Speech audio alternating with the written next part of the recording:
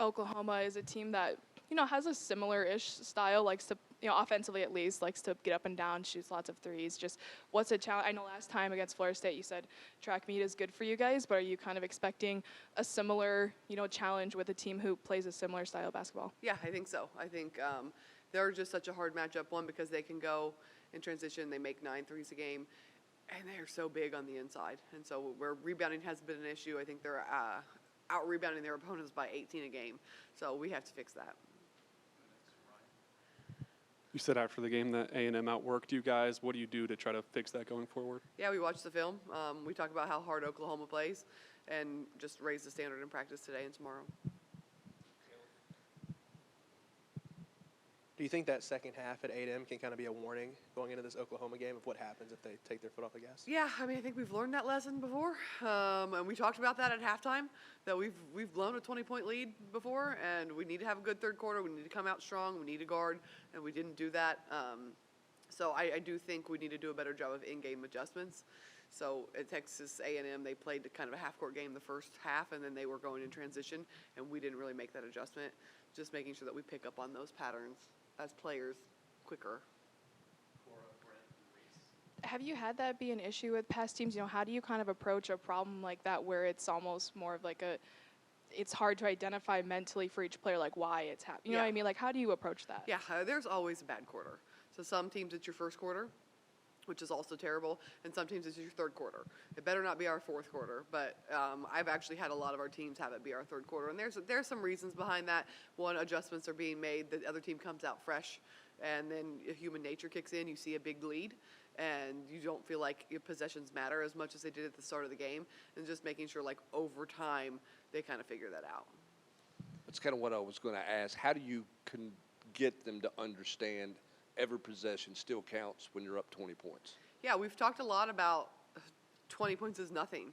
On either side, you're down 20, it doesn't mean anything. You're up 20, it doesn't mean anything. When you play this fast, you have this many possessions that it can be gone like that. And I just think the more they see it, the more they'll understand it. Coach, how important is Talasia Cooper's mid-range game when you face a 2-3 zone like you did yesterday? That's big, and she did a really good job of just getting to her spots against the zone. And after we got it moving a little bit too, so they were not forced, just in rhythm shots at the rim. You said you weren't happy with a lot that went on in that game yesterday, but from a coach's perspective, what have you seen from opponents earlier in the season or just up until this point that you want your team to kind of emulate moving forward? I just think that we need to be the hardest working team, and there's been some games, especially recently, where we haven't, especially for 4 quarters, so that's important. And then again, teams have just kind of put their heads down and gone to the rim in transition, and we haven't really had an answer for that, which is frustrating for me as a coach because that's all we do in practice. So it kind of comes back to, are we locked in? Are we focused? Are we taking it seriously? Because you have these moments again where, all right, Iowa on the road, then they don't score for the last 4 minutes. They kind of the same thing last night. All right, game's kind of tight. Last 3 minutes, now we're going to turn our defense on. Let's be consistent. Let's do that for 4 quarters. Reese was asking you about Talasia. She's shooting 64%, I think, in the fourth quarter of games. What makes her kind of in a different mode in the fourth quarter? Last night that game got to 10. She scored 5 in a row, made it 15, kind of slammed the door. What is it about her mentality in the fourth quarter? Yeah, I think she is hungry. I think she's confident. She puts the work in, so she knows she has the right to shoot those shots. We actually talked this morning about how to get her going quicker in the game, of how do we fix her first quarters. Because I think her first quarters could be like her fourth quarters if she wanted them to be, just making sure she has that aggressive mindset, no matter what the score is, no matter who the opponent is for 4 quarters. Do you think she's too patient early in the game? Yeah. Not selfish enough, so to speak? I do. And I think at the beginning of the year she was picking up some fouls early and then maybe playing a little bit hesitant to where she just kind of just needs to go. We've talked about in the past how you don't call a lot of timeouts. Last night there was one in the third quarter. A&M opened 7-0 run, but it felt like it was more the timeouts because of that lack of effort on the play. Is that kind of your how would you describe your timeout philosophy? Is it because of effort that isn't acceptable? Absolutely. I have something to say, and I can't wait. So I'm going to say it right now. So we called the timeout. And we had just talked at halftime, we need a good start. And right before they walked onto the floor, we said, we need to win the first 2 minutes of this half. The first 2 minutes are important. And they went out there and they gave up that run. I was not happy I could not get them out of the game soon enough. Building off a question from earlier, what do you think maybe is the breakdown when opponents are really just driving downhill hard and like straight to the rack? Where do you think the breakdown is that you guys need to make that adjustment to slow that down? Yeah, part of us, we like that. We want it to be a fast game. We want people to play at our pace. We just got to do a better job of protecting the rim and beating them to their spots.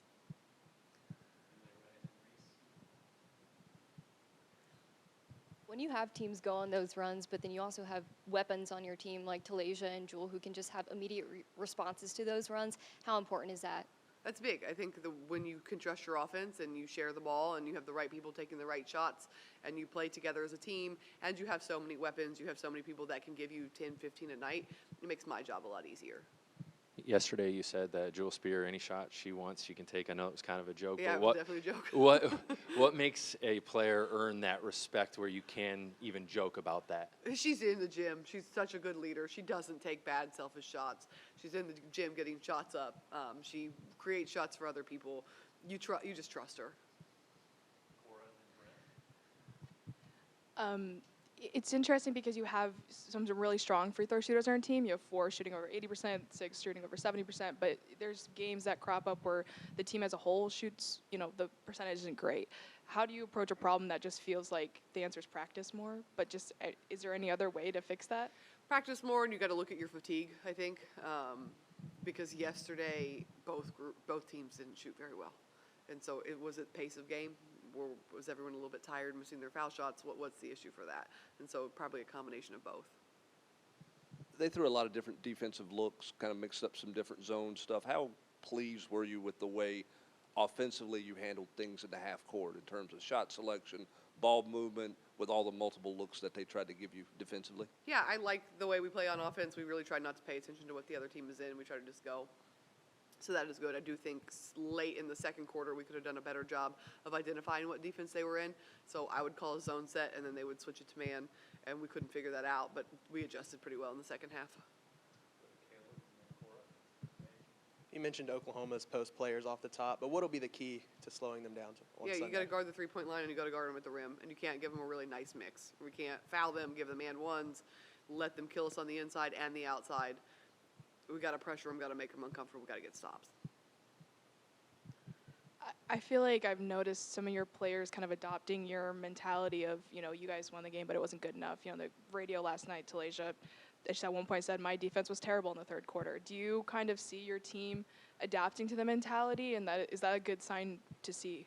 Yeah, I think so. I think it's a culture thing of sometimes we'll lose games and we play really well, and that's okay too. And it's more about performance than production at times, especially late in the year. If you're playing in a championship game and you played harder and you just didn't hit shots, it is what it is. So just making sure that they know that last night's performance was not the standard that we want to hit. So many times this season you've mentioned they're not going to believe me until it happens, and they see it happen. So when you go to that timeout and you're like, I couldn't get to it fast enough, and it's the same message of we have to win these first few minutes, what do you think maybe changed with them when you reiterated that same message for the umpteenth time? Yeah, they're doing a better job of just repeating it, getting ahead of it, making sure, again, we've talked about our third quarters, making sure that they're having basketball conversations in the locker room before I get in there, that they're focused. They're not, again, thinking the game is over at half. It's college basketball. It's never going to be over at half. So just making sure that they take the leadership on their own, and I get echoed is important. How much are you looking forward to this challenge on Sunday? Obviously, this is a really good team, best team that you've played. As a competitor and your team, how much are you guys looking forward to putting your brand out there and see where you stack up with a team that comes in with the perception that they have? Yeah, I think it's a great opportunity for us. We said it a lot. It's a good measuring stick, But this really is a good measuring stick to see, are we a top 10 team? Can we be in that conversation? Can we be in that mix? And if not, how far off are we? What do we need to fix in the next 2 months to maybe be a top 10 team? And Oklahoma has a real chance to be in the national championship conversation. So making sure that we put something on the floor that can compete with that. What's your philosophy heading into games like this? Do you like to lean into it and try to get an extra energy boost out of your team going into it, or is it just kind of a game like usual, just try to go in as you would any other game? I think it's kind of a mix. We need to fix our last game, so we should be fired up about fixing that. And then it is a big game for us, so just making sure everyone is a little more locked in, taking it a little more seriously. Where do you need to see Z Spearman affect the game? I think Z could rebound more. Her and I talked on the bus last night. The more she offensive rebounds, the better she is, the better our team is. So instead of waiting and letting the offense come to her, she can go get more offensive rebounds, and she's going to be huge for us all year long of defending in the post. And she can really defend any position, but the bigger they get, she's really going to have to protect the rim for us. Thank you, guys.